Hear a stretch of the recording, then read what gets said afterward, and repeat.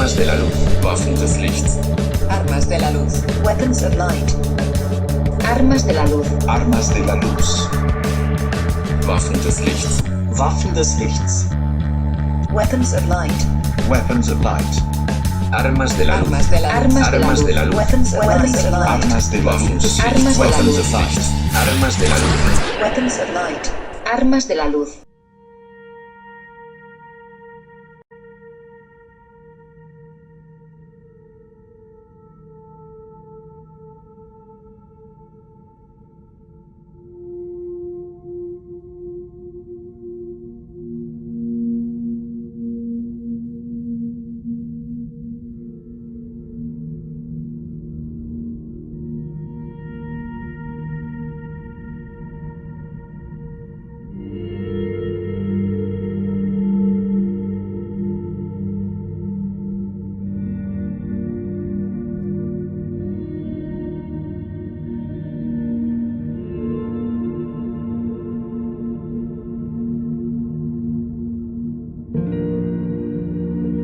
Bienvenidos a otro episodio de Armas de la Luz. En esta oportunidad, como ya de costumbre, siempre tenemos personas importantes, lo digo importante para mí, y considero influyentes para la Iglesia de Cristo. Así que hoy tengo a una persona bastante especial.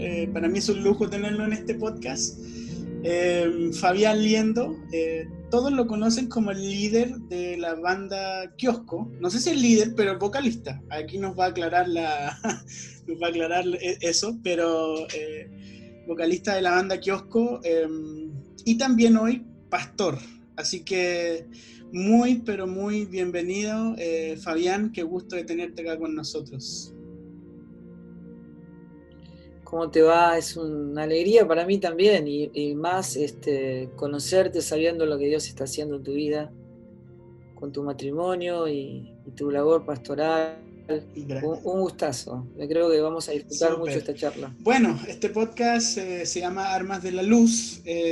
Básicamente tiene que ver con tener una conversación sincera, relajada, fresca y también muy práctica. Tratar de, para los que nos escuchan, poder dar herramientas prácticas para poder caminar como un hijo de Dios en medio de estos tiempos. Justamente Pablo dijo, la noche está avanzada, pero ustedes vístanse de las armas de la luz. Entonces, hoy día pareciera ser que con esta pandemia la noche está avanzando para algunos. Así que hoy más que nunca necesitamos eso. Pero antes de entrar como en profundidad, la pregunta que a todos le hacemos en este podcast, Fabián, es ¿quién es, en este caso, Fabián Liendo? ¿Cómo se define? ¿Cómo te defines? ¿Cómo te ha definido el Padre? Bueno, ahí dijiste dos cosas, ¿no? De dos cosas distintas. El hombre natural no percibe las cosas del espíritu y tampoco puede. El hombre solamente tiene una percepción. El hombre natural no ve la verdad, no la percibe, no puede. Entonces, cuando nosotros somos engendrados por el Espíritu y somos introducidos en la vida de Cristo y estamos en Él, estamos incluidos en Él, el Señor nos provee una naturaleza que tiene una mente, ¿no es cierto? Y esa es la mente de Cristo que nos permite ver lo que Dios ve.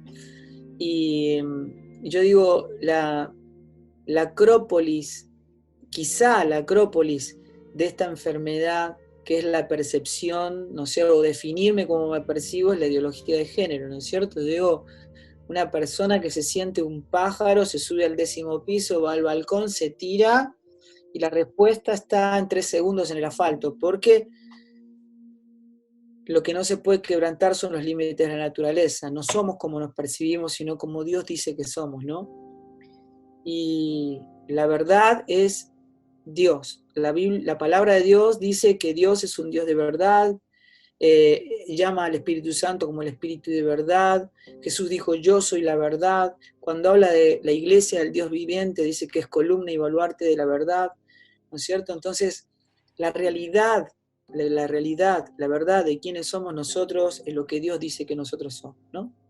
Estas cosas, que el hombre es lo que Dios dice que es el hombre, que la muerte es lo que Dios dice que es la muerte, que el infierno es lo que Dios dice que la salvación es lo que Dios dice que es la salvación, ¿verdad? Así que yo soy adoptado como hijo, heredero con Cristo, en todo lo concedido en Él, donde sabemos que en Él no hay judío, ni griego, ni bárbaro, ni escita, ni circuncisión, ni varón, ni mujer, porque cuando estamos a Él todo es Cristo. Cristo es el todo en todos, ¿no? Así que yo estoy feliz de ser parte de este Cristo impartido en vida, que es su iglesia, del cual Él es la cabeza, ¿no? Es interesante eso, porque, bueno, a muchos amigos que han estado también en esta entrevista le he hecho la misma pregunta, y voy a ser bien honesto, casi el 80% en serio ha dicho, me defino como un hijo, y eso es tan liberador, trae tanta paz, y es tan simple a la vez, pero también como que nos ha costado mucho entender el asunto de la paternidad. Yo, bueno, nací en esto. Yo, después de salir del hospital, ya estaba en la iglesia con una guitarra cantando. Pero creo que el asunto de ser hijo es un asunto que se dice mucho, pero se profundiza poco. No sé qué piensas tú de eso.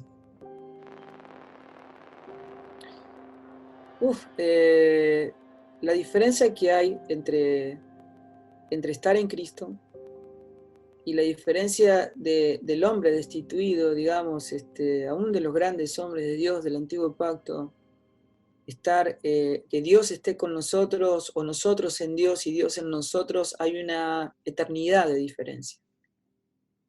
Entonces, poder entender que estamos en Él y que la definición de nuestra vida es que somos piedras vivas, ¿no es cierto? Que ya no vivimos nosotros, sino que vive en Cristo en mí, que cuando vamos a Cristo perdemos nuestra identidad, porque ahora la identidad es Cristo en nosotros.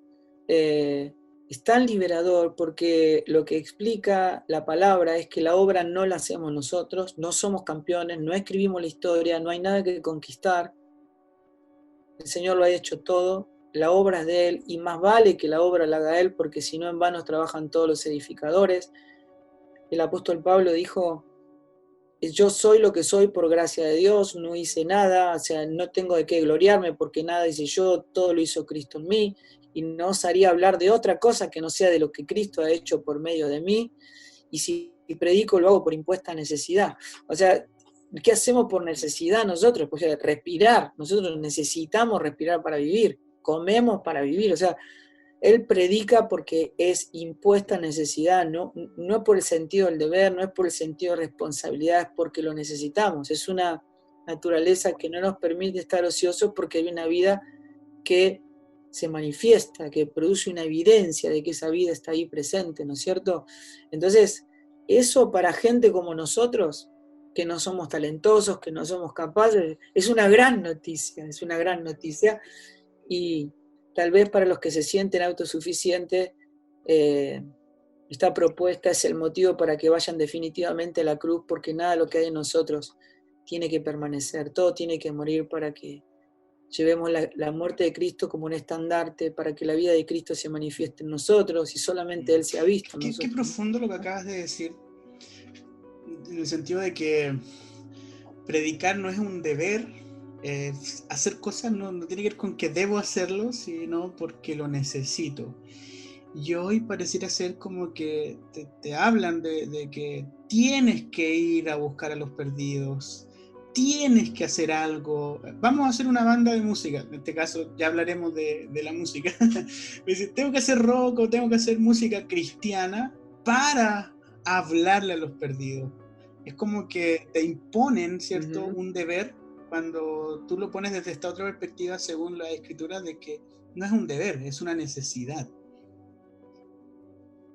Exactamente. Esto es tan importante porque yo creo que el virus más importante de la iglesia de este tiempo está puesto en la base de lo que nosotros decimos creer.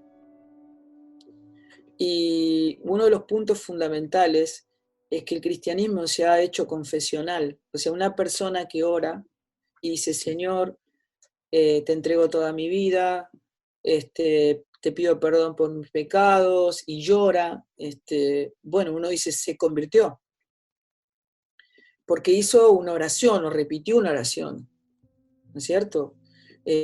Por supuesto que tiene que haber un inicio, una intención, una oración, un acercamiento, y eso está bien, pero eso no quiere decir de que se haya convertido. Jesús nunca predicó de esa manera. No existe en la Escritura que Jesús diga, bueno, ahora tienen que repetir esta oración conmigo. Eso no existe. Él dijo, el que quiere venir en pos de mí, nieguese a sí mismo, tome la cruz y sígame, ¿no es cierto? Y Pablo se definía diciendo, no estimo preciosa mi vida, lo he considerado todo como pérdida, todo por basura, lo he perdido todo a fin de conocerle y ser hallado en él. Entonces, cuando Jesús dice, nadie puede venir en pos de mí si no se niega a sí mismo y toma la cruz, está diciendo, esta es la puerta. O sea, los que quieren venir en pos de mí tienen que perder su vida. Tienen que perder su vida. O sea, si no mueren, no pueden nacer de nuevo. O sea, mi camino hacia la cruz es el modelo para que ustedes me sigan, ¿no? Por eso dice que nosotros somos crucificados juntamente con Él, somos muertos y sepultados juntamente con Él, somos resucitados juntamente con Él para que juntamente con Él seamos glorificados, ¿cierto? Lo que está diciendo es que cuando Jesús estaba en la cruz, nosotros estábamos en Él, ¿no es cierto? Y cuando Él resucitó, estábamos en Él. Ese es un milagro extraordinario, maravilloso. Y entonces revela el punto crucial del Evangelio, que es el nuevo nacimiento. El nuevo nacimiento es el cristianismo. El cristianismo es el nuevo nacimiento. No, si yo no soy nacido de nuevo, si no tengo el Espíritu de Cristo, si no estoy en Cristo, entonces no soy hijo. ¿Cómo reconozco a alguien que es hijo? Pablo dice, los que tienen el Espíritu Santo son hijos de Dios, ¿cierto? Es como la característica de ser hijo, en el fondo. ¿Cómo? Sí. Ese es el punto, ese es el punto.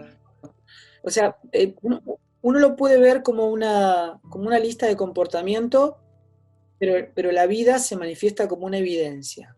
Como una evidencia. Y la palabra de Dios funciona como una especie de guardarrayos, o sea, funciona como, si vos tuvieras, suponete, el manual de una máquina que no tenés. Entonces, bueno, ¿para qué me sirve eso? Bueno, para información, y seguramente puedo poner un instituto, ¿no es cierto? Y puedo enseñar acerca de esa máquina que no tengo, ¿no es cierto? Y es lo que Jesús le decía a los fariseos de ese tiempo. Ustedes son los que le enseñan la palabra de Dios a todo el pueblo, participan de todas las acciones sagradas del templo, la gente los admira, la gente quiere ser como ustedes, pero están muertos. Están muertos, están queriendo terminar una carrera que ni siquiera empezaron, así que si no nacen de nuevo, no pueden ver el reino de Dios. Ahora, si yo tengo esa máquina, ¿eh? Y tengo el manual, ese manual me permite sacar el mayor provecho de esa vida que ya me fue concedida, ¿no? Entonces, esa vida produce una evidencia. Si vos vas a ver que esa vida produce el querer como el hacer. O sea, la voluntad de Dios, los mandamientos no son gravosos, se convierten en un deleite para mí. O sea, vos vas a ver que un nacido de nuevo no lo tenés que mandar a obedecer, porque muere por obedecer. No lo tenés que mandar a pedirle perdón a su hermano, porque si no le pide perdón a su hermano no puede dormir, ¿cierto? Y vos vas a ver una de las señales fundamentales, que un bebé cuando apenas nace llora, y la mamá lo primero que dice es, claro, tiene hambre. O sea, el hambre es una señal de una evidencia de vida,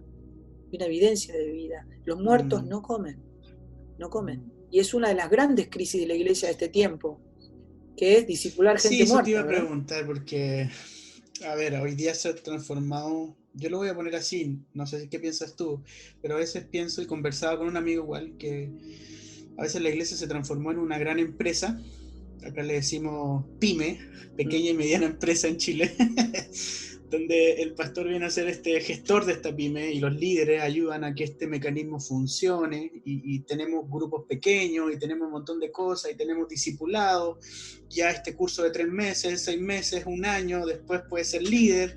Entonces hay una maquinaria que se va moviendo, Y pareciera ser que en ese proceso nos olvidamos de lo esencial, y que ser discípulos no tiene que ver con traspasar información. El discipulado no tenía tanto que ver con una clase, que eso lo adoptamos desde los misioneros europeos, ¿cierto? Una clase donde te sentabas, ¿cierto? Y te pasaban un manual.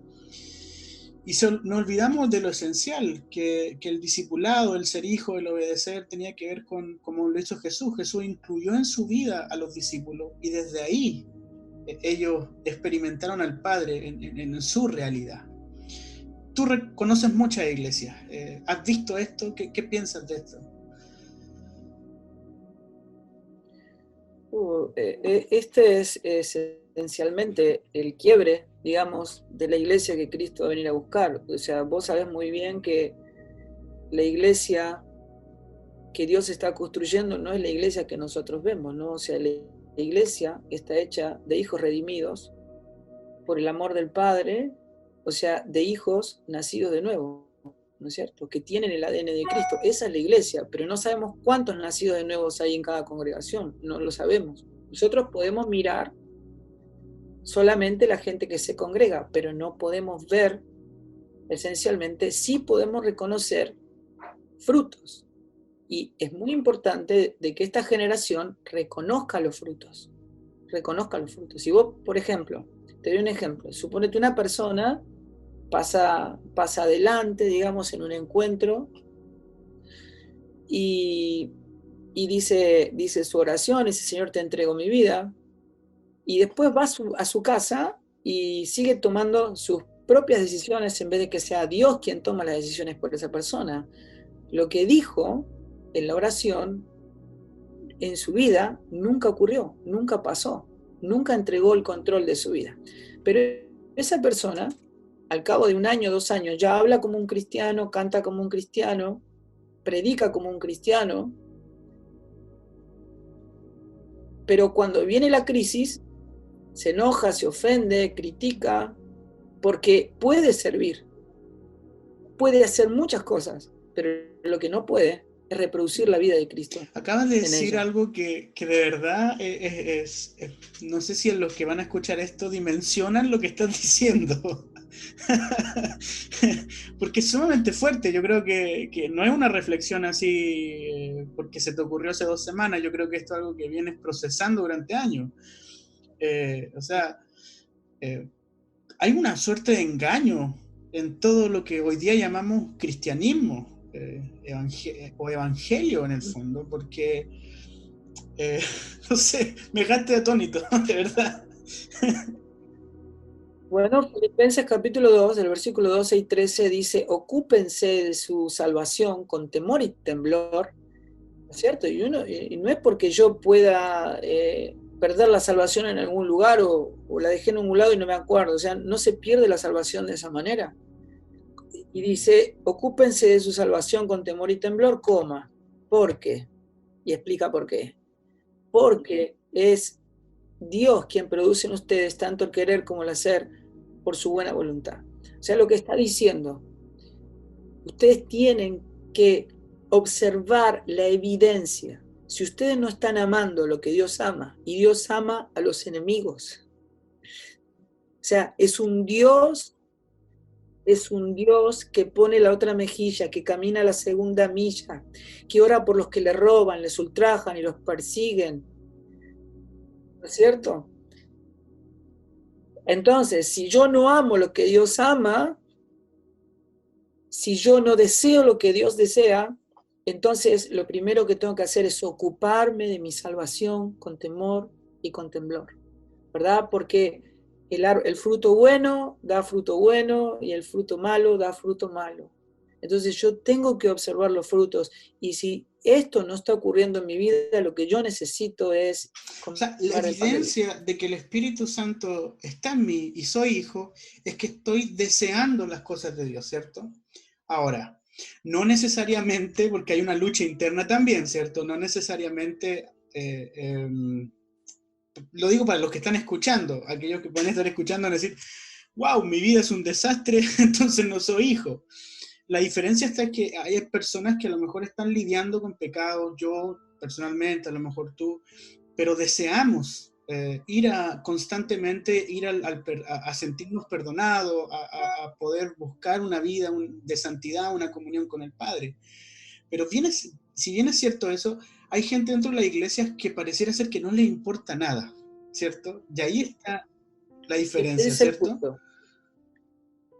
Ese es el punto. Pablo lo explica en Romanos capítulo 7 y él dice, aquello que quiero, que deseo, eso no hago, y aquello que no quiero, que no deseo, eso es lo que hago. Él está diciendo, mi deseo es el deseo de Cristo, es el que está produciendo ahí, pero descubro que hay una ley en mi cuerpo, que es la ley del pecado, que me conduce a lo que yo no quiero, ¿no es cierto? Entonces, no es que yo no voy a pecar, pero cuando yo peco, lo primero que encuentro que el nuevo nacimiento cambia por completo mi vínculo, mi relación con el pecado.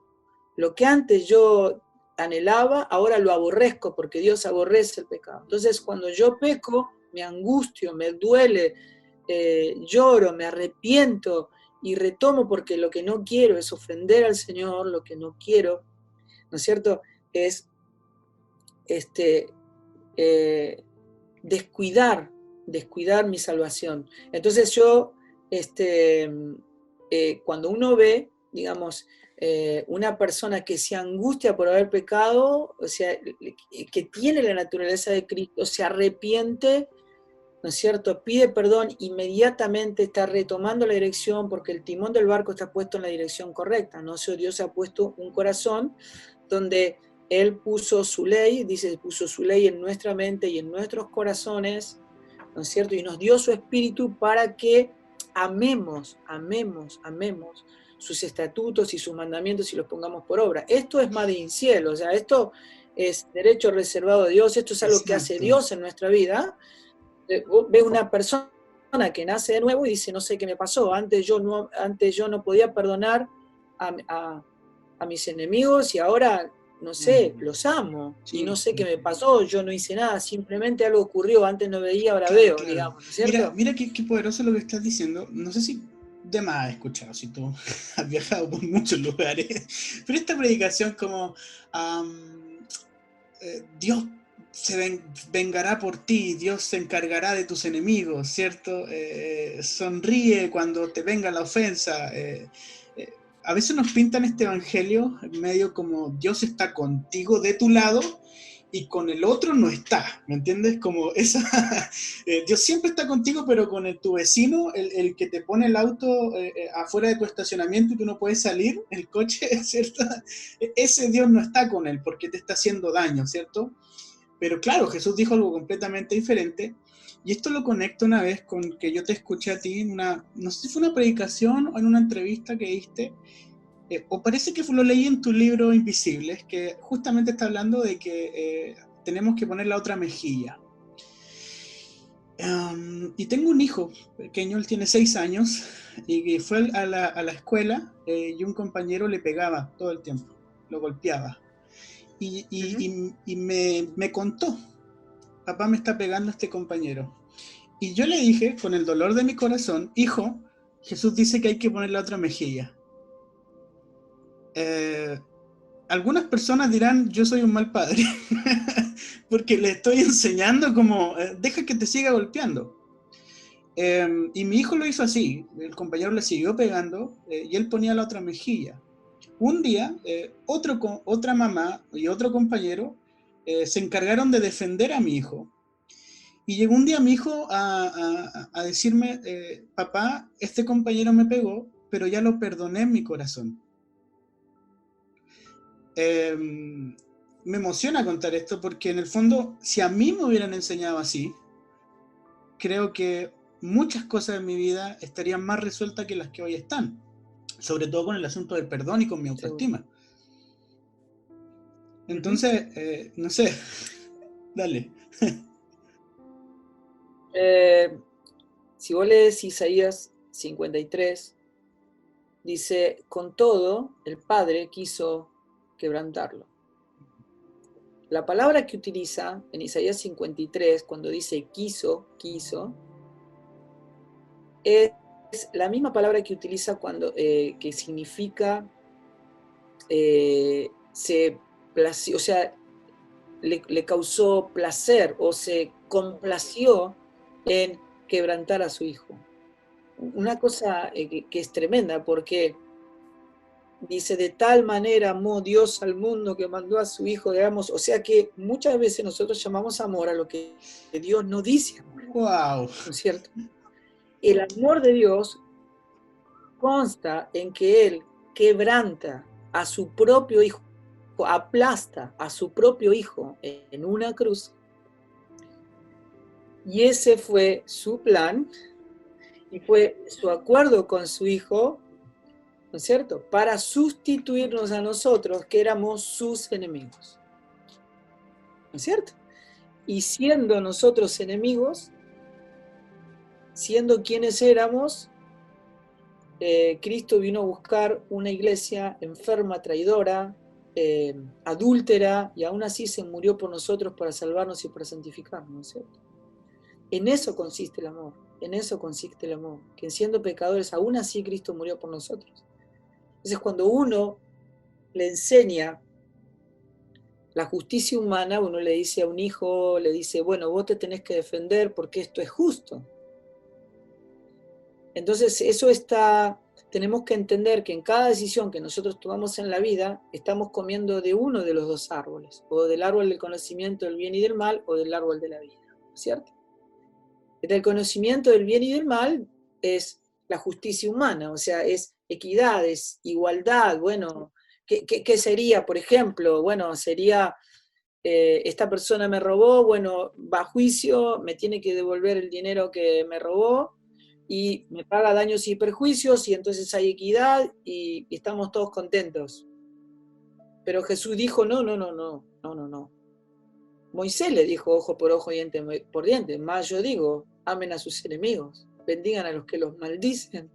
O sea, el árbol de la vida, ¿no es cierto?, un día se encarnó y habitó entre nosotros y vimos su gloria, y nos devuelve de nuevo al Padre para poder comer del árbol de la vida, ¿no es cierto? Y la justicia de Cristo que antes ignorábamos y que ahora amamos, disfrutamos, nos gloriamos en ella, ¿no es cierto? Que es esta posibilidad de caminar sobre las mismas pisadas que pisó nuestro Maestro, o sea, que sea la vida de Cristo la que sea manifestado, que es alguien que murió por amor a sus enemigos, ¿verdad?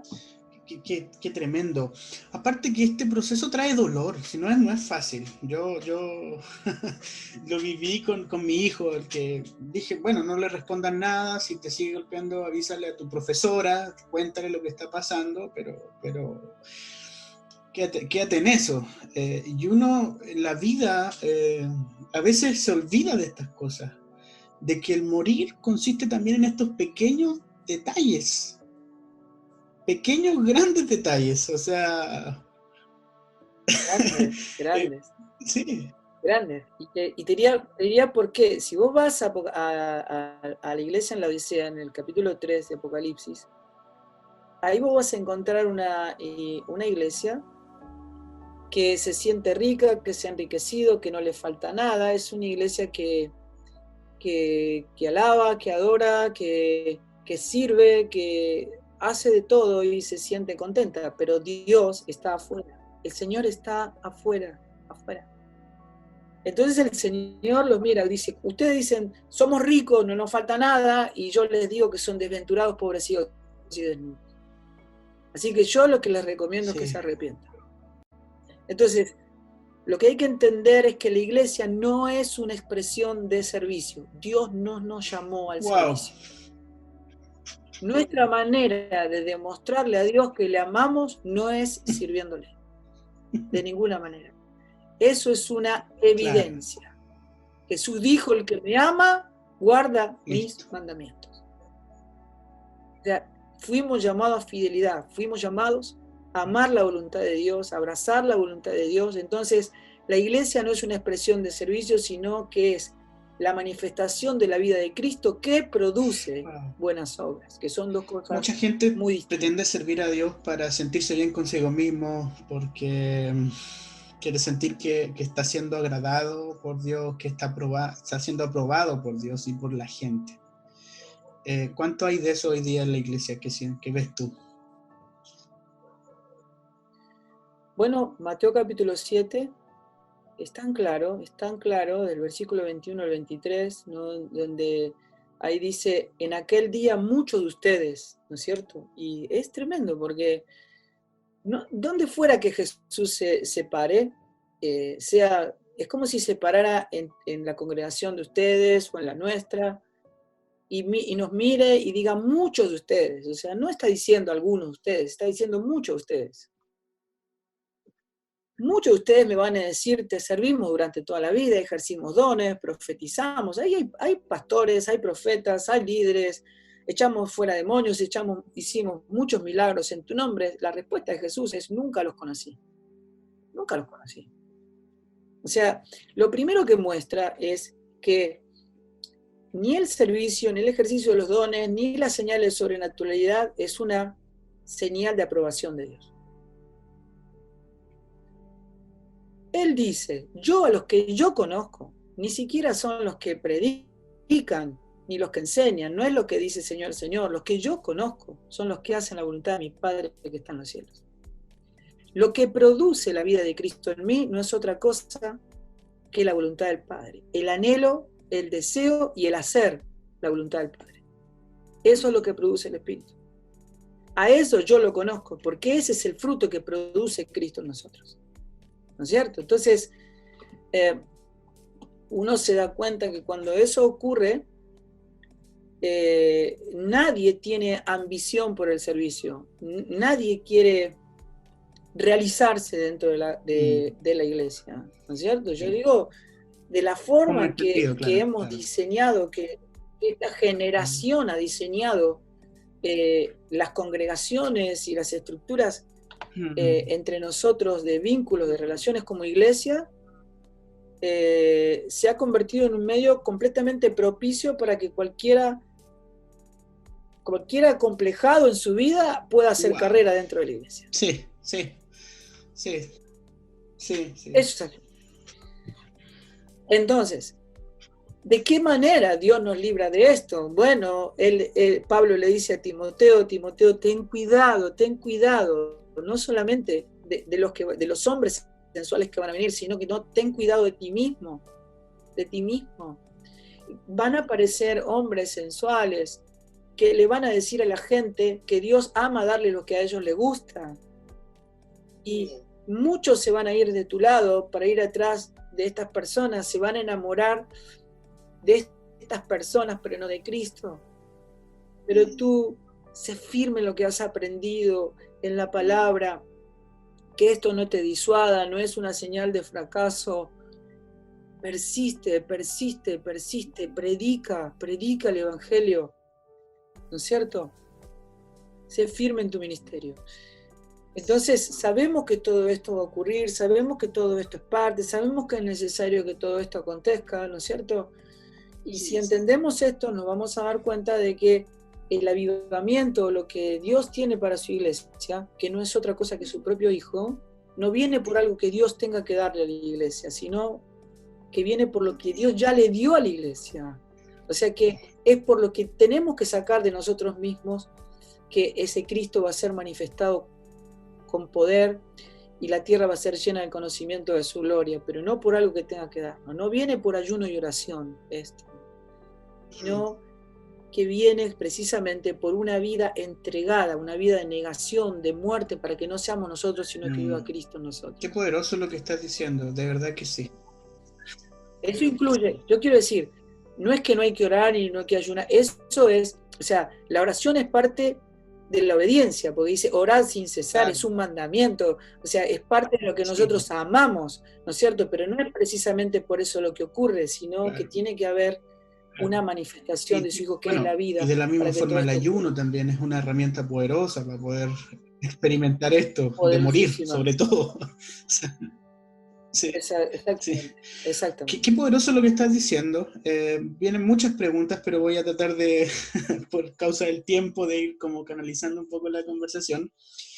Quizá esto también, esto es lo que estás hoy día hablando, creyendo, viviendo, y vibrando, porque aquellos que no van a poder ver el video, porque solo se va a escuchar el audio, pero siento que te apasiona hablar de esto, de la misma forma que estoy recibiendo esto.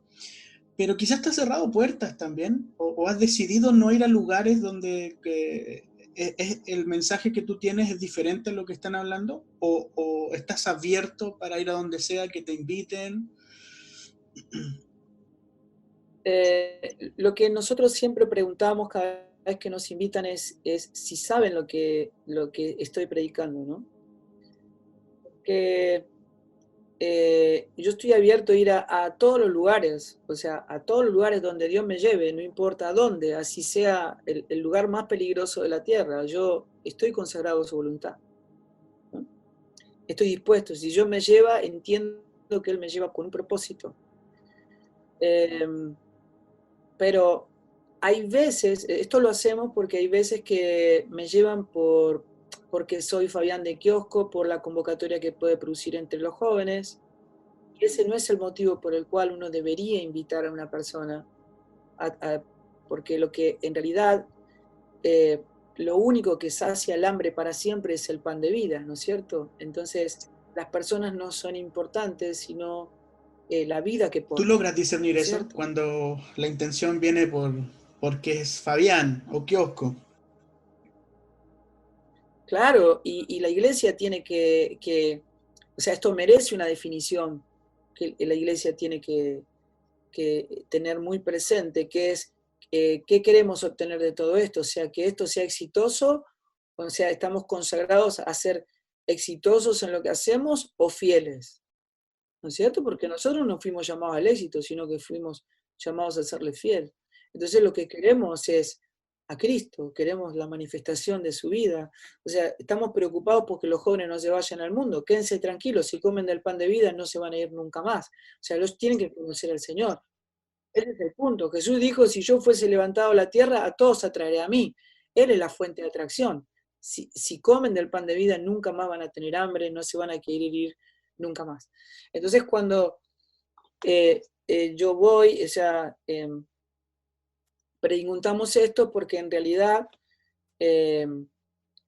no es nada más difícil que darle de comer a aquel que no quiere comer, ¿verdad? Entonces, no queremos causar una controversia ni dejarles un problema en donde están, pero normalmente todos los que me invitan, te diría, en un 98% de los casos saben quién soy y me invitan justamente porque han Claro. despertado y porque quieren la palabra y porque quieren volver a los principios de la palabra, Sí, sí, ¿no sí, es sí, cierto? sí.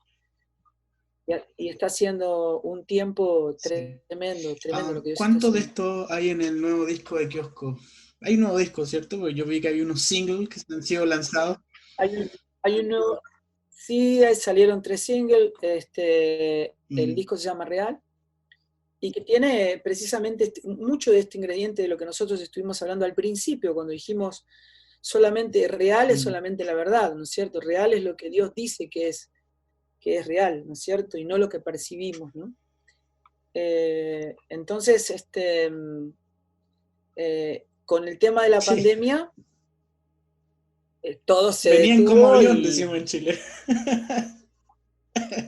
sí, y se detuvo en ese sentido, digamos, ¿no? En el sentido de nosotros este año pensamos presentar el disco, pero la pandemia trajo, o sea, yo honestamente estoy trabajando el doble de lo que trabajo normalmente sin pandemia, o sea, es Sí. impresionante todo lo que está ocurriendo.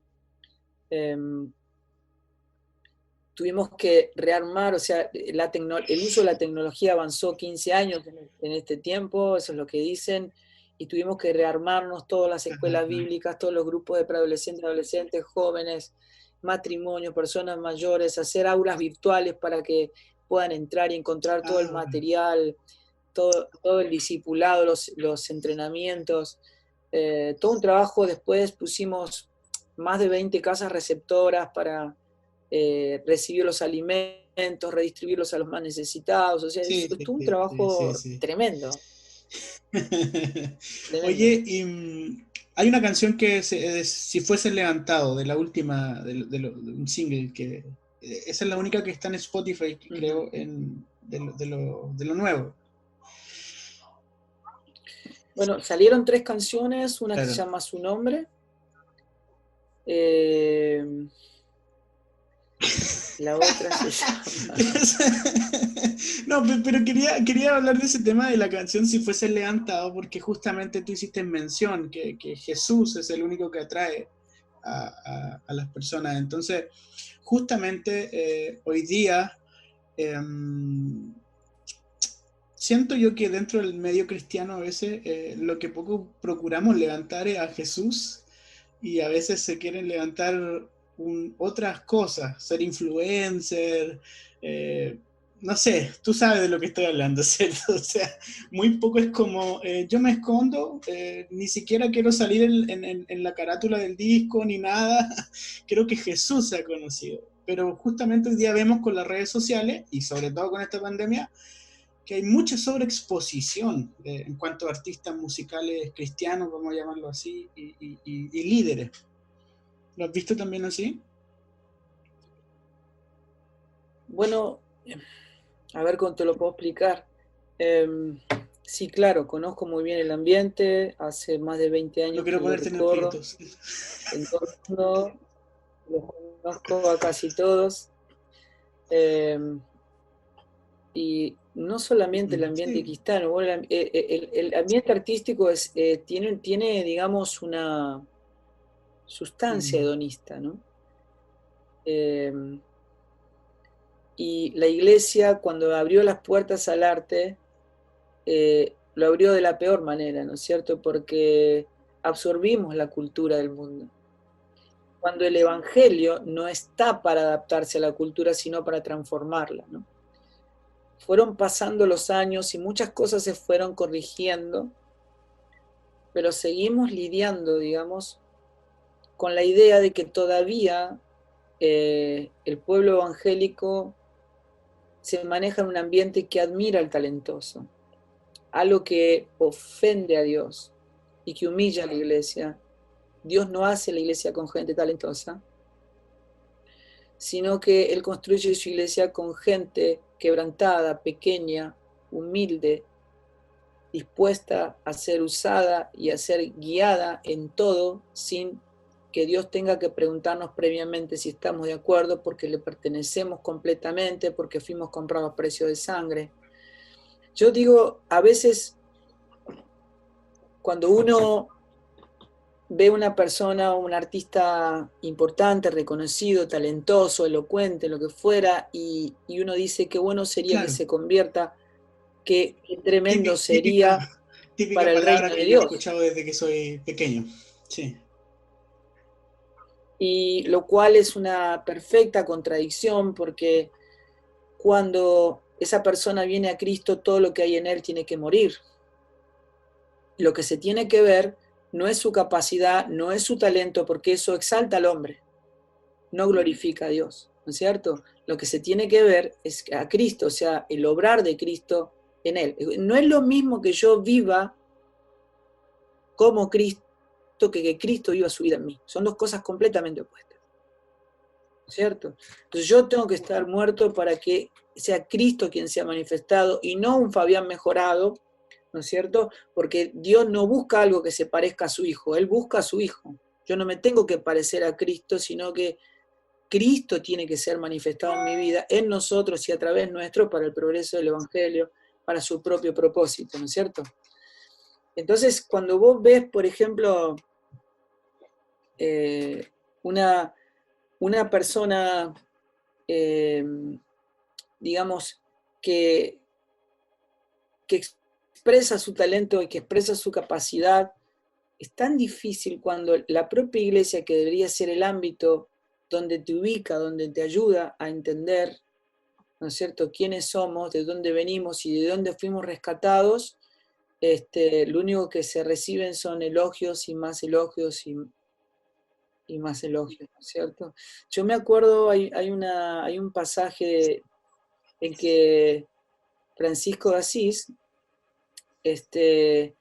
ya en la época en que él era una persona conocida, ya estaba muy enfermo, estaba muy cerca de la muerte y lo estaban llevando de una ciudad a otra, ya era conocido su fama, aunque no tantos lo habían visto. Entonces a veces pasaba por las ciudades y se enteraba la gente, y se amontonaba la gente para verlo y para tocarlo. Y contaba ahí en uno de sus escritos que él, después de pasar por una ciudad, paró en un lugar, él lo estaban llevando en una camilla tirada de una mula, y cuando pararon en un lugar para descansar, se acerca un hombre, un lingera, y le dice, ¿vos sos Francisco? Y dice, sí. ¿Cómo te quiere la gente, no? Y él le dijo, este lingera le dijo, no se te vaya a subir a la cabeza.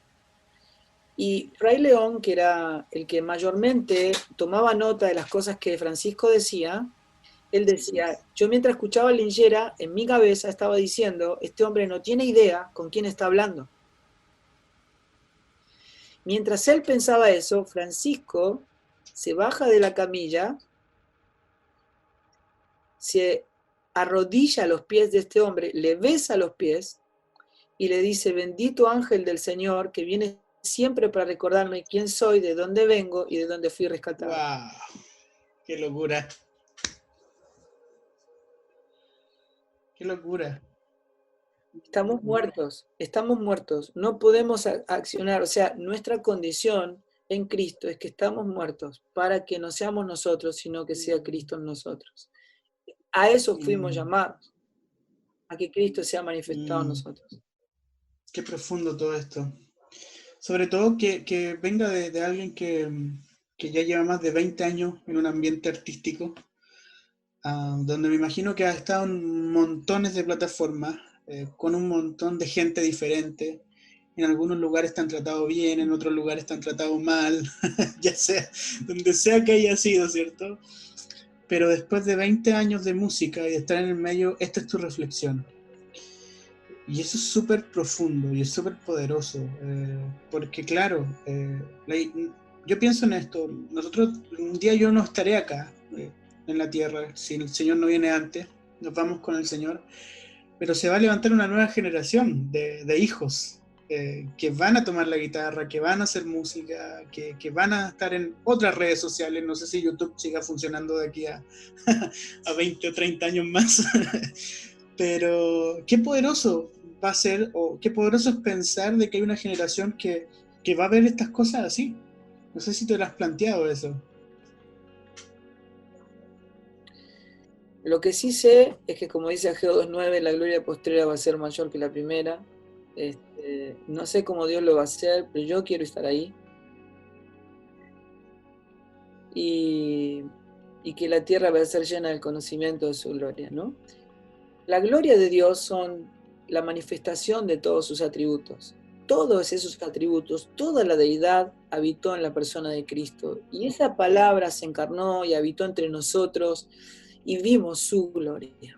Y después Jesús se revela a nosotros como el misterio oculto de tiempos eternos y nos dice que Él es la esperanza de gloria. La esperanza de ser devueltos a la gloria de la cual habíamos sido destituidos. ¿No es cierto? Entonces, la manifestación de Cristo es lo que glorifica al Padre. Él es todo lo que glorifica, Él es todo lo que satisface, es todo lo que complace al Padre. O sea, para que el mundo sea lleno del conocimiento de su gloria, lo único que tiene que ser manifestado es la persona de Cristo, que ya habita, que ya está en una canción. ¿Cómo manifiesto a Cristo? Es un misterio, honestamente, es un misterio, ¿no es cierto? Uno puede decir muchas cosas de Dios y puede no estar diciendo lo que Dios te dice que digas. Entonces, para que algo sea investido por el Espíritu y que haya una obra poderosa del Espíritu, tiene que haber una vida producida por el Espíritu. ¿No es cierto? Por eso, adorar no es cantar. No hay nada más alejado. ¿No es cierto? Adorar no es cantar. Adorar es obediencia. Y cuando uno agarra Efesios capítulo 5, ¿no es cierto? Y dice, sed lleno del Espíritu Santo, y como consecuencia, hablando entre ustedes con salmos, himnos y cánticos espirituales, alabando y adorando al Señor en sus corazones. Entonces, eso es precisamente lo que adora. Lo que adora al Padre es su Hijo. Lo único que adora es su Hijo. Es la llenura. Es la manifestación de su vida en nosotros. Eso es lo que adora. ¿No es cierto? Entonces, cuando uno habla, cuando uno se expresa, aunque no esté leyendo la palabra de Dios, está manifestando su espíritu, su carácter. Sí. ¿No es cierto? En lo que canta, en lo que dice, en lo que hace, Sí. es Cristo en Wow. nosotros. Qué hermoso esto. Bueno, ¿cómo hemos hablado de la iglesia actual, de la iglesia del futuro, pero si pudiéramos sintetizar un poco esto, ¿qué crees tú que son los desafíos que hoy día la iglesia necesita tomar o qué necesita aprender la iglesia actual hoy? Bueno, lo que hay que aprender es que no hay nuevas revelaciones, no las hay. Solo hay que volver a Dios. Siempre que ha habido un avivamiento, una manifestación genuina de parte de Dios, es gente que volvió a los principios de su palabra, que volvió al origen, ¿no? Esto de que tanto hablamos de las reformas, que es la vuelta al origen, es la rehorma, o sea, volver a la horma, volver del lugar de donde nunca debimos haber salido, ¿no es cierto? Es que el humanismo permanentemente está metido entre nosotros, en el corazón del hombre, y se produce una mistura, una mezcla, una simbiosis entre lo sagrado y lo profano, ¿no es cierto?, dentro de la iglesia, hasta que llega el momento en que nos damos cuenta y dijimos dónde nos desviamos, dónde nos perdimos tanto, cómo nos extraviamos tanto, cómo puede ser que eso haya estado escrito acá siempre y nunca lo vimos, ¿cierto? Y en esa vuelta, en ese retorno, otra vez la iglesia vuelve a tomar el lugar y la forma en que Dios espera, ¿no es cierto? Que sea la genuina manifestación de su Hijo. Eso es lo que necesita. Necesitamos a Cristo, no necesitamos otra cosa. Ahora, ¿cómo? Quiero pasar un poco a cambiar un poco el curso de la conversación, ya que estamos llegando casi como al final de esta conversación para no quitarte más tiempo. Después de 20 años siguen juntos con Kiosco, viendo que hay bandas que pareciera ser que estas bandas que uno escuchó en la adolescencia ya están como diciendo colgamos hoy día los botines. Delirious lo hizo, Third Day también vi que ya lo va a hacer, Nuit Boys se reinventó, pero es otro Nuit Boys, ¿cierto? Rescate hace poco también dijo ya terminamos, pero Kiosco está como con toda la energía para seguir funcionando y haciendo música. ¿Cómo ha sido ese proceso de, no sé si reinvención, pero ¿por qué siguen juntos todavía en el fondo? Mira, no sé si te habían hecho esa pregunta, pero ¿por qué? No, está muy bien, está muy bien. ¿Creen que ha terminado su momento o piensan que hay mucho todavía para adelante o ven de otra manera esto? Lo vemos completamente de otra manera. O sea, Kiosco, después de Invisibles, nunca más volvió a ser lo que era. Yo lo dije. Yo dije, esta es la Acrópolis de Kiosco. O sea, en ese momento el Señor me dijo, toda la vida te preparé para este momento. Y ahí fue cuando el Señor me dijo que escriba lo que Él me iba a dar. Entonces escribí el libro y estuvimos 3 años prácticamente sin tocar, porque entendimos que eso era lo que el Señor quería.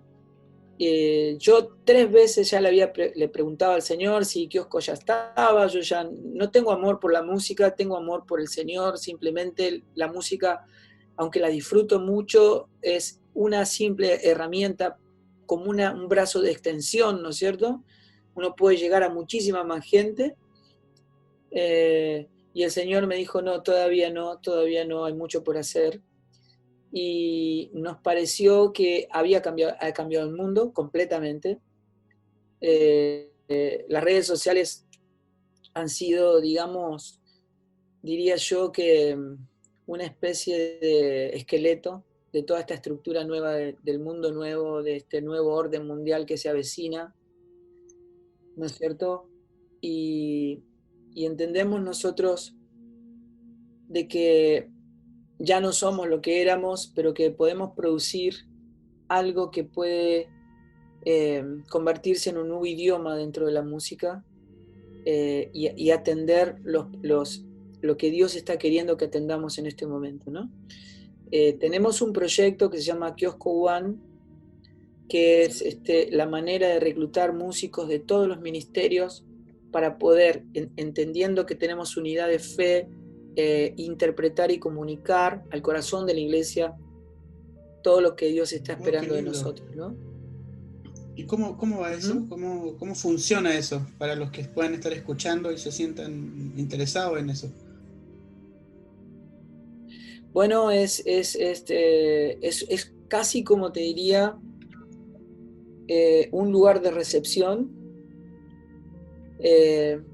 donde todos los que estamos completamente identificados con el Evangelio, que es, digamos, el Evangelio es una persona, no es un mensaje, es una persona que es Cristo, y que estamos dispuestos a perder la vida, la centralidad de Cristo como la puerta de entrada al reino.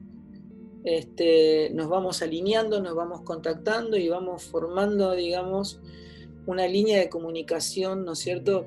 Ya me parece a mí que todos los ministerios que tenían un perfil evangelístico, artístico, como lo fuimos nosotros también, donde la poesía jugaba un rol preponderante, digamos, ¿no es cierto?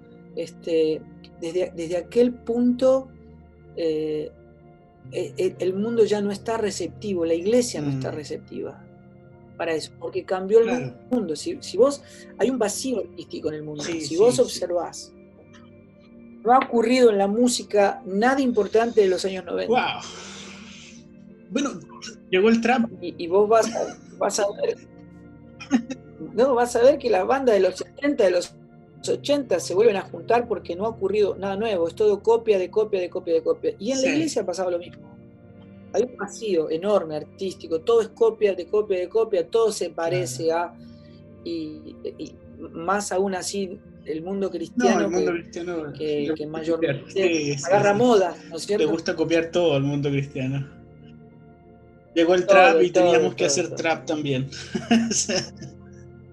También. Wow. No quiero quitarte más tiempo. Vamos como al final de este podcast hoy día. Y bueno, hay dos cosas. Bueno, antes de llegar al final, quiero hacerte una pregunta que se me viene a la mente ahora. ¿Cuál es la influencia que has tenido tú a lo largo de toda tu vida para hacer música? Que tú dices, uno siempre escucha de todo, pero a la hora de componer, ¿de dónde has tomado musicalmente para ir formando Kiosco o la música que hoy estás componiendo? Bueno, mi papá fue gerente artístico de Sony Music durante 35 años, o sea que yo desde chiquito, empecé a componer a los 8 años y en mi casa había mucha música. ¿Conociste muchos artistas entonces, me imagino? Conocí muchos artistas desde chiquito y cuando yo entré a la discográfica, firmamos contrato con la discográfica, todos querían venir a conocerme porque yo era el hijo de Liendo, o sea, mi papá había sido muy famoso en el medio artístico y bueno, o sea, la música se reproduce por la analogía, ¿no es cierto? O sea, uno vuelca lo que incorporó, porque el único creador es Dios, ¿no es cierto? Entonces, escuché tantas cosas de chico y sobre todo mucho rock nacional, más que nada mucho de Spinetta y mucho de Charlie, y después mucho del rock inglés, ¿no es cierto? Bueno, los Beatles habían sido como una especie de piedra fundamental, digamos, en la mayoría, digamos, diría que en el mundo, digamos. ¿Fue mutando la música de Kiosco? Sí, yo, ¿no? O sea, desde el disco Maquillaje Gama encuentro yo que hubo como un cambio en cuanto al sonido. En mi percepción, ¿qué piensas tú de eso? Bueno, no, desde mi parecer no hay un disco igual al otro, ¿no es cierto? Desde lo conceptual y desde lo musical es inevitable tener, o sea, que se note que es la banda, o sea, pues Kiosco es Kiosco en cualquier disco, pero ningún disco es parecido. Sin embargo, hay una identidad que es inevitable O sea, yo he compuesto muchas canciones para otros artistas, pero cuando compongo para Kiosco, es Kiosco, digamos, ¿cierto? Y es esa identidad que merece ser honrada y respetada, ¿no es cierto? La hemos disfrutado mucho, aunque nos hemos dado muchos permisos, ¿no? O sea, no sé, por decirte, Fula es un chico que es el más músico de todos nosotros, tiene un talento tremendo y sin embargo yo compongo en el medio del caos, o sea, yo si no hay caos no puedo componer. A ver, Entonces, ¿cómo es eso? es claro, tengo que tener mucha información en mi cabeza, mucha información, muchos papeles, muchas cosas, y saber hacia dónde Dios me está guiando, ¿no es cierto? Y entonces ahí se me empiezan a unir todas las ideas, todos los pensamientos, y digo, esto va con esto, esto va con esto, esto va con esto, esto va con esto, y todo se empieza a unir, todo empieza a tomar una forma, ¿no es cierto? Porque yo ya, cuando compongo la canción, yo ya sé cómo va a sonar, sé qué va a ser cada instrumento, y sé qué voy a decir en esa canción, ¿no? Entonces, cuando hice, por ejemplo, la canción Invisibles, eh, eh, Fula, que es alemán, descendencia alemana, es bien estructurado, él me decía, no, pero tiene 7 melodías, no tiene estribillo, esto no va a funcionar. Y yo le decía, no, vos quedate tranquilo que esto va a funcionar, no, pero vos prometeme. Bueno, Claro. todas esas cosas Confía en mí, le decías tú. Y nos hemos dado unos cuantos permisos en eso, los cuales han funcionado y han logrado una identidad, digamos, nosotros, en nosotros, sabiendo que eran cosas que no son comerciales, pero que marcan tu identidad y una profundidad que Sí. disfrutamos mucho. ¿Qué tal la banda Fila 9? ¿Qué te produce ver a tu hijo haciendo o siguiendo los pasos de su padre? En el sentido musical. Pues es que es bien llamativo porque cuando él decide armar una banda, yo no sabía ni que cantaba. Wow. Yo te puedo decir que mi influencia fue silenciosa. Él desde chiquito le encantaba venir a los conciertos, estaba en todos los lugares donde estábamos nosotros, dormía en el estuche de la guitarra. O sea, todas esas cosas que él vivió, que disfrutó, estudió música, él es muy talentoso, pero nunca advertí que iba a pasar algo así con él.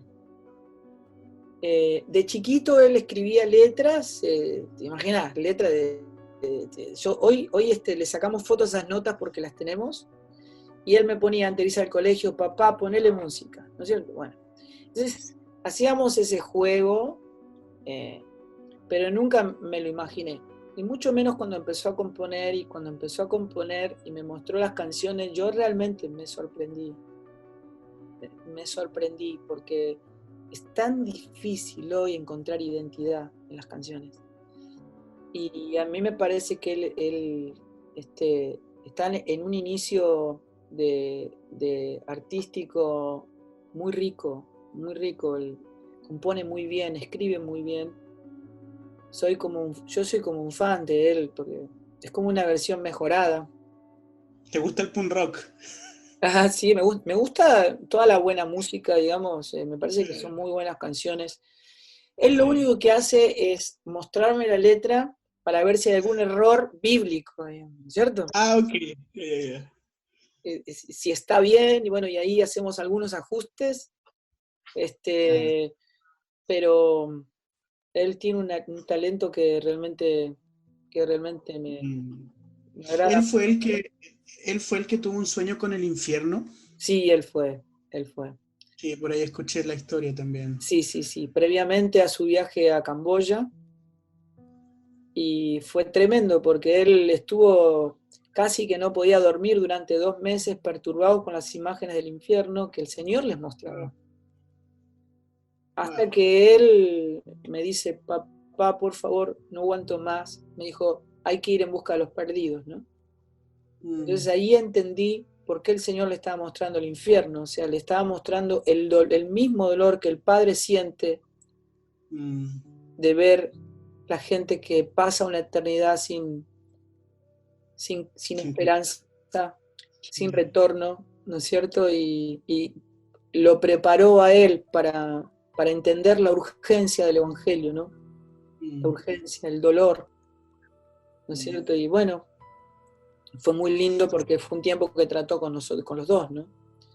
Porque se ven cosas, llegar a Camboya ya, apenas llegás ya el olor te invade, vos ya te das cuenta que estás ingresando a un lugar inimaginable, ¿no es cierto? Una cultura que todos los chicos discapacitados lo dejan en la puerta de la casa para que se muera porque entienden que es maldito, salen a recoger los bebés, la mayoría los encuentran muertos. Si una familia se queda con un bebé discapacitado, son expulsados del pueblo porque la familia se vuelve maldita. Evangelizamos sobre en los cementerios, gente que vive en las tumbas, duerme en las tumbas. Bueno, un estado de pobreza y de miseria extremo, ¿no? Pero ahí se pudo abrir un colegio que ya tiene más de 600 alumnos, donde más del 80% son chicos convertidos y bautizados. Yo, o sea, la primera vez que fui no podía parar de llorar, de verlos adorar a los 600 alumnos, porque no es lo mismo acá ver adorar a chicos que en Camboya, donde menos del 1% alguna vez escuchó la palabra Jesús. Entonces, vos ahí te das cuenta que esto es una punta de lanza de una nueva generación que va a evangelizar a sus padres, a sus abuelos, a sus hijos y a los hijos de sus hijos, ¿no es cierto? Qué poderoso. Bien, llegando al final. ¿Qué arma? Porque se llama Arma de la Luz y siempre recomendamos algún arma o algo que observar y decir, ¿sabes qué? Esto mediten en esto, reflexionen como iglesia. Digo esto porque yo siempre hablo como la paz como un arma que Dios le dio a la iglesia. Entonces digo, esta es un arma poderosa a la cual puedes reflexionar en medio de la crisis. ¿Qué nos recomiendas tú? ¿Qué armas de la luz basado en ese pasaje de Romanos 8 recomiendas tú que miremos, que observemos, que pongamos atención? Pero como algo práctico, sí, como algo... Es una pregunta muy amplia y es difícil responderla muy brevemente. Bueno, lo que dice que las armas de nuestras milicias es que nosotros venzamos con el bien y el mal, ¿no es cierto?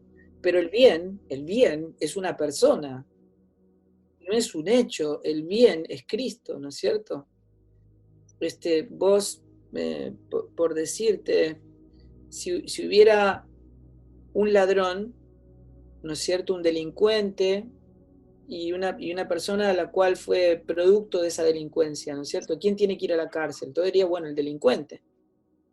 Pero Jesús en mí es el inocente muriendo por el culpable, es el justo muriendo por los injustos. O sea, contradice toda idea de justicia, ¿no es cierto? Y esa es la justicia de Cristo de la cual Pablo habla, ¿no es cierto? Ese es el bien del cual Pablo habla, ¿no es cierto? Por eso digo que no es el hecho en sí mismo, no es lo que a mí me parece bueno, sino que es la manifestación de la vida de Cristo, que es lo único que Dios llama bueno. Lo único que le agrada, que le satisface, que le glorifica, que le adora, es Cristo en nosotros. Claro. O sea, básicamente, deja que Cristo viva en ti. Es el todo en todo. Eso es todo, eso es lo único. Última sección, querido. Recomendamos siempre, le pedimos al entrevistado que nos recomiende algo. Música, una película y un libro. No sé si tú quieres recomendar algo. ¿Qué película nos podrías recomendar? ¿Qué has visto o si tienes algo por ahí? Bueno, a mí me gusta mucho el cine y es muy difícil recomendar una película, pero... Vamos, juégatela con una.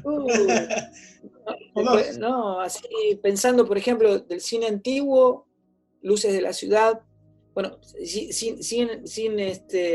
Charles Chaplin, ¿no es cierto? El Ciudadano Kane, son películas que merecen ser vistas, Ok. sin lugar a dudas. Esta generación millennial necesita ver eso. Sí, necesita verlo.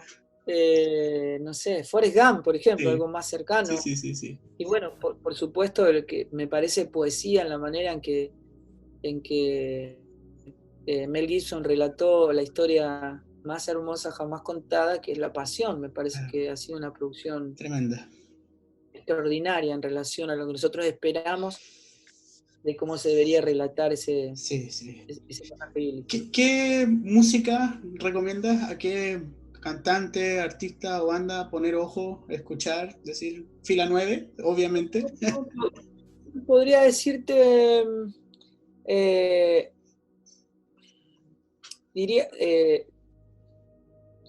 bueno, hay una banda que me gustó mucho, no es muy popular, pero que marcó mucho mi adolescencia, y de la cual Kiosco tiene mucho, Wow.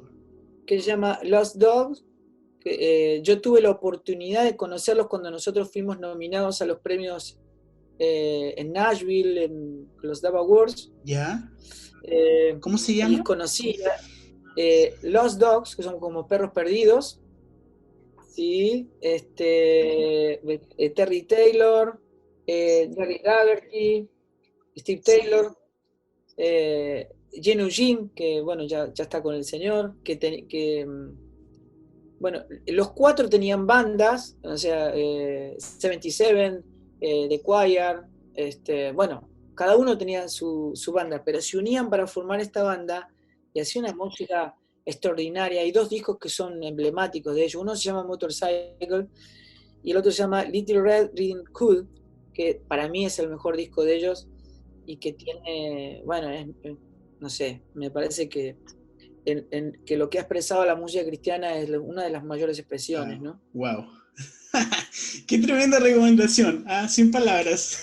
Yo en algún momento escuché esa banda cuando era más joven. Ya no es que sea tan.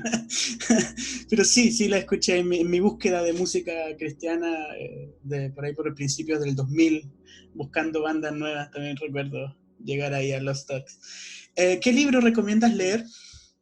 Uf, hay muchísimos, pero te puedo decir un libro que ha sido para mí, tal vez por el momento en que llegó a mi vida, ¿no es cierto?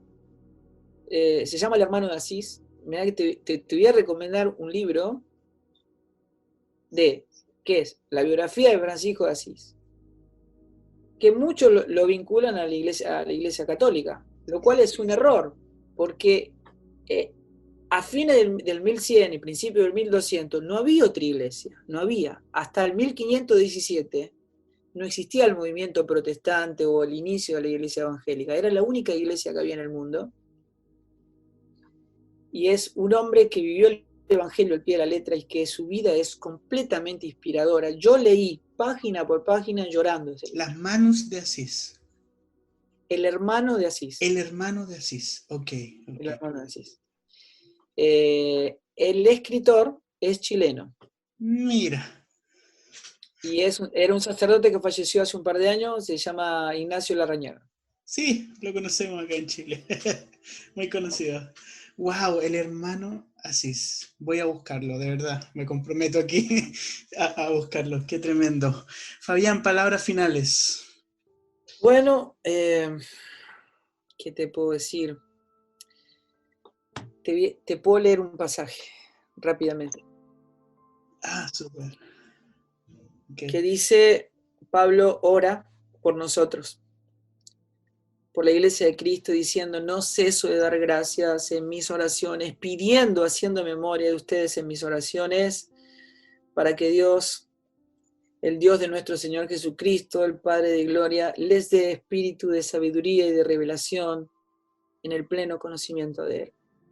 Necesitamos conocerle. Cuando Jesús dice en Mateo 7, nunca les conocí, está diciendo que no es lo mismo creer que conocer.